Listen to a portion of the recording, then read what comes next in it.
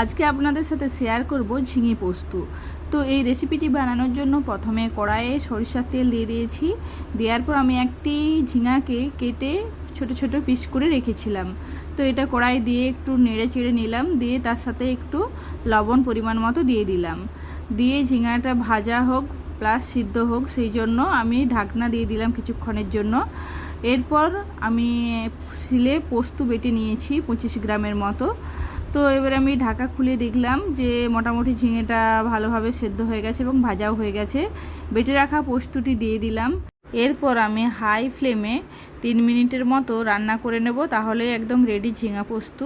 এর সাথে আমি লঙ্কা গুঁড়ো অ্যাড করব হাফ চামচের মতো। তো কেউ কাঁচা লঙ্কাও অ্যাড করতে পারেন। তো আমার বাড়িতে মেম্বার কম থাকার জন্য আমি অল্প পরিমাণে এই রেসিপিটি করে দেখালাম। যে যার প্রয়োজন মতো বানাবেন। তো এটি 5 মিনিটের বেশি একটু টাইম লাগে না, খুব সুন্দর হয়।